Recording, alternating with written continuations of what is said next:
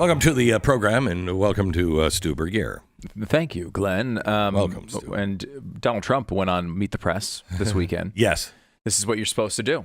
If you're going to be... Yeah, apparently so. We're just supposed to reflexively go to NBC News whenever... Those days are over. I thought they were too. No, he has to do them, but no. Well, does he? Does he have to do them? Yeah, I think he should do a little of everything. You know what I mean? I think you shouldn't just go to podcasts. That's what Barack Obama did. Remember? And he was like doing interviews with, who was that woman in the bathtub? And you're like, okay, this is ridiculous. You don't have to do the bathtub one, but I think you should go on places where it's adversarial. It's adversarial. You're not going to get a good interview. I think that's required as president. I agree with that.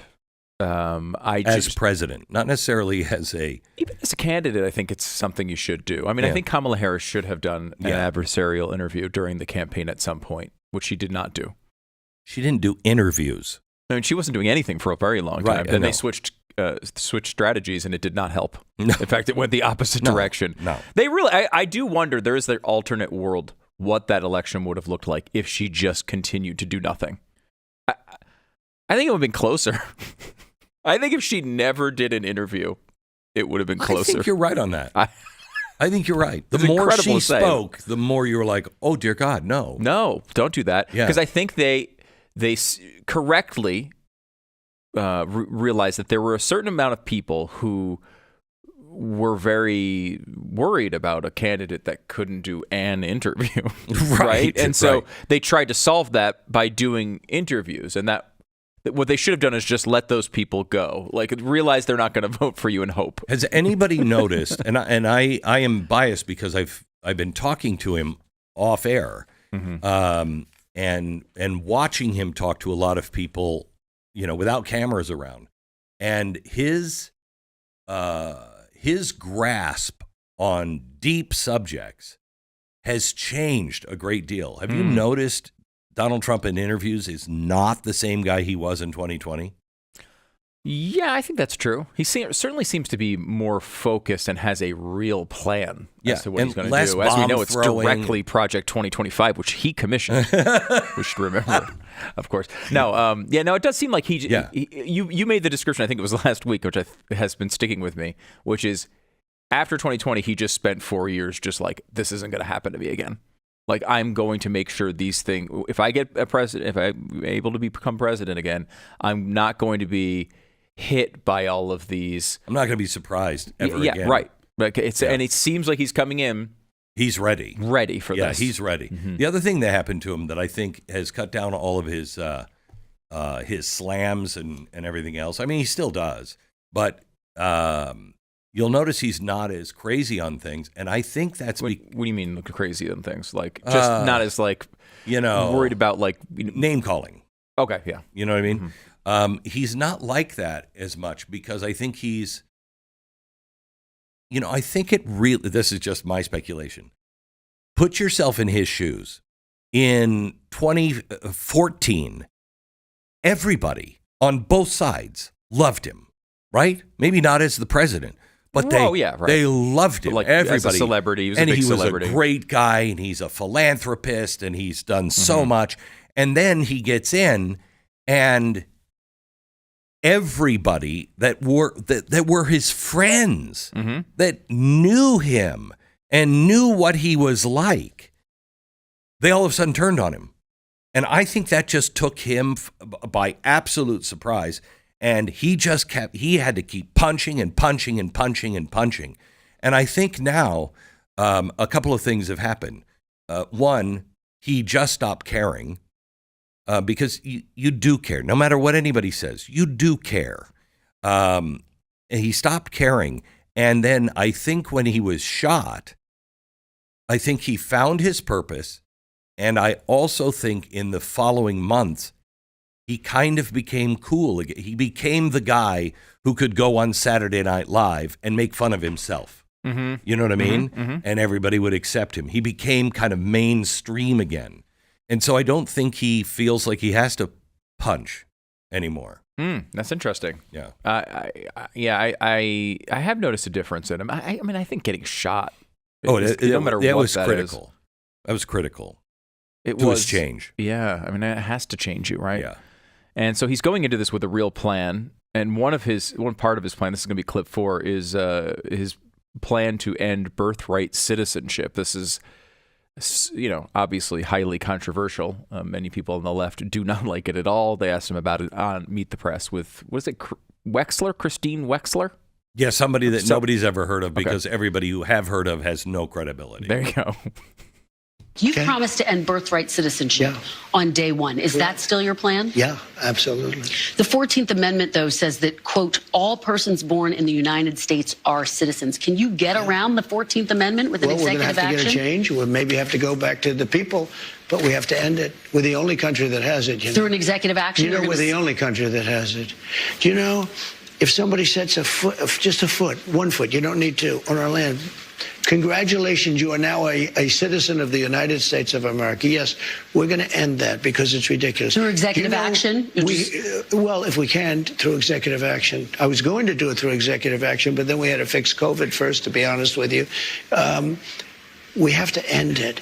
Okay, so notice what happened here. She comes to the 14th. Stu, tell me why the 14th Amendment was first written. What is that really about? I mean, am I wrong to say slavery? No, slavery. Okay. Yeah, it was written. You looked at me like I was going to. No. Okay. No. It was written for slavery. Yeah. It was written because all citizens could vote and, you have certain rights, blah, blah, blah. And so the Southerners, the Democrats, said, well, they're not citizens. They're not citizens. They're from Africa. So they can't vote. Yeah, so they can't vote. Okay. If you were born here, even if you were born a slave, you're a citizen. That's what that was about.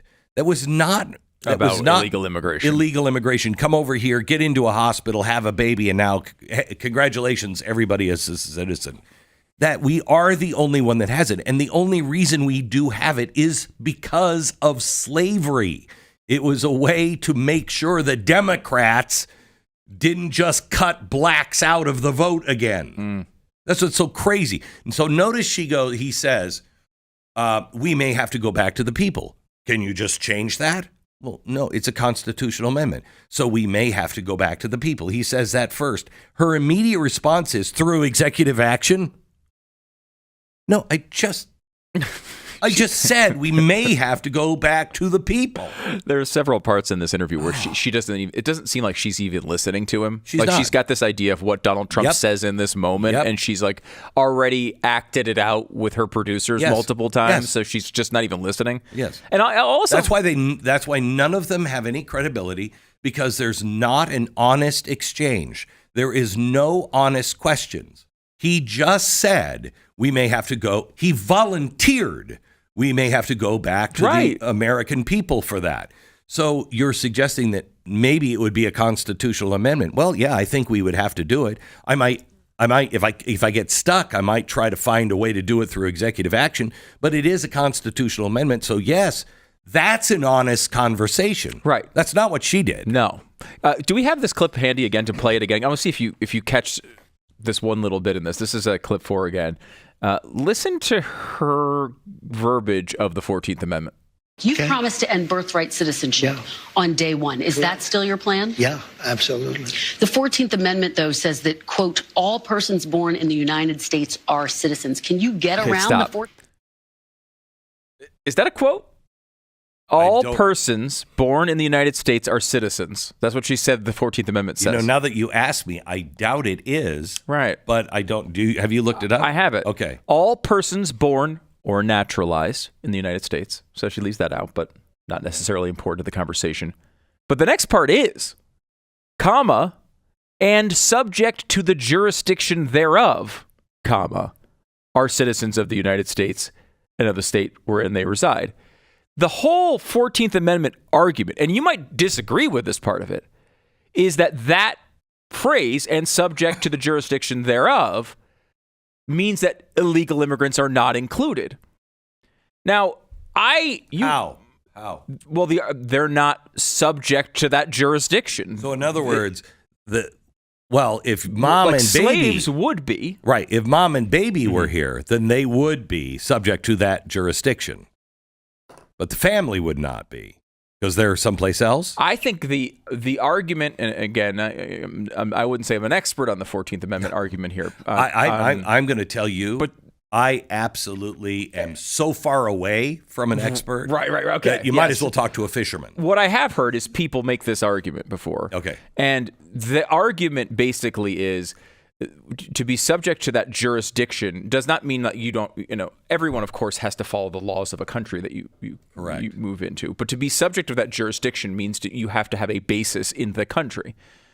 So it's not like you just cross the border and, hey, I'm now a subject of this jurisdiction. You're a visitor, right? Or in this case, a criminal crossing the border. Right. So you would not get necessarily those protections of that 14th Amendment. May I just say, the only thing I hate the founders for is their use of commas. That's a good point. Stop with the use of commas. Could you please, for the love of Pete, the right to keep and bear arms, comma, under a well-run regulated militia, comma, shall not be infringed. Couldn't you stop with the commas? Right. It makes it too complex now. Stop with the commas. It's very true. But I mean, I think regardless of what you think about the argument of the 14th Amendment and people who believe illegal immigrants would not be grandfathered into that. If it's foundational to the argument, why would you skip it? Right. Right? Right. You have to bring that up because. Could you do me a favor? Yes. Do you have ChatGPT? Yeah. Or something like that? Yeah. Grok or something? Yeah. Type that in and ask what that means. Sure. We can do that here. It'll take me a second, obviously. Yeah. All right. Do you want to go on to the next clip, or you want to stick? Yeah, let's go to the next clip. Okay, next one is on Ukraine and what needs to happen with Ukraine. This is again Trump on Meet the Press. There are people being killed in that war at levels that nobody's ever seen before. You have to go back to the Second World War, and even that. If you take a look at, and you know what it is? It's the soldiers largely. The cities have been emptied out and demolished. The country has been demolished. If I won that election, which you know how I feel about it, I won't get into it because we don't need to start that argument. I think it's an easy argument. It was really proven even more conclusively by the win that I had on this one. But you did had I, sir. Well, that's your opinion, but I disagree with it. Had I assumed, kept control, number one, Israel wouldn't have happened. Number two, Ukraine would have never happened. It would have never happened, Ukraine, Russia. But the number of people that are being killed, soldiers, young, beautiful soldiers, hundreds of thousands of people are being killed. And, it's very interesting. It's level, totally level. The battlefields, totally level. You know what's happening? Yeah. The only thing that stops a bullet, you know what it is a body, a human body. And the people that are being killed, hundreds of thousands on both sides. Russia's lost probably 500,000. Ukraine's lost higher than they say, probably 400,000. You're talking about hundreds of thousands of bodies laying all over fields. It's the stupidest thing I've ever seen, and it should have never been allowed to happen. Biden should have been able to stop it. Amen. He's absolutely right.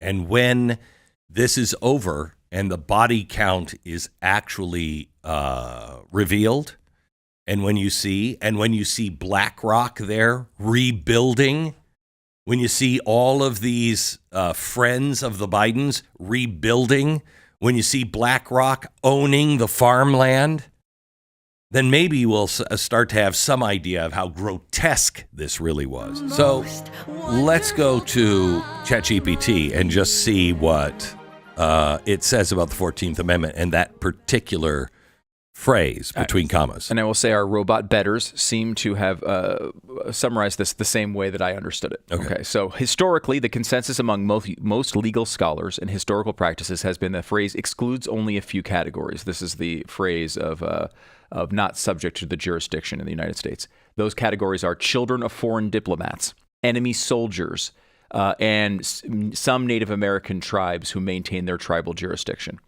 Legal precedent has largely supported the view that children born in the U.S. to foreign citizens are indeed U.S. citizens, regardless of the immigration status of the parents.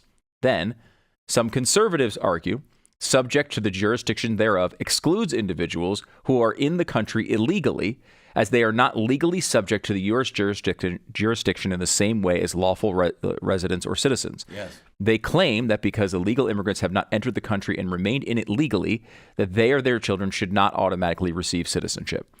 That is, my understanding of the debate. And again, you can say you disagree with the conservative side of that debate. Right. Many do. But to actually skip the phrase that is important to the debate when talking to the man who's arguing the conservative side of that debate is journalism malpractice, at the very least. And I think it's intentional. I believe that it is intentional. But I don't know. Wait. I think it's NBC. It's not intentional. It's NBC. It's just what we are. It's just what they do. Yes. Of course it is. And that's, again, it goes back to our original conversation as opposed to whether you go and meet the press or not. Do you need to go to a place that's intentionally doing things like that? I mean, that is inexcusable. For the one phrase that's important to the debate, you leave out of the amendment? I mean, it's obviously intentional. I like the fact that the president was calm, cool, collected, didn't name call, went through that whole thing. Wasn't a fair interview. It was exactly what you would expect. But at least he went and talked to the other side. Yeah, I think it's worth doing to talk to the other side. I think it's worth doing adversarial interviews. I just wish he'd had a little honesty, I guess. I feel like when you went back on the show with Russert, yes, that's what you got. Yes. It wasn't an interview you liked. A lot of times he took things, I think, and took the Democratic side a little unfairly, but he wouldn't eliminate the part of the amendment that is the debate. Yeah. He would not have done that. No. And he would give you there were times that Russert, you'd be pissed off at him because it was your guy. But you'd also be cheering for the other side because he was fair. He was even-handed. That's all that really we ask for.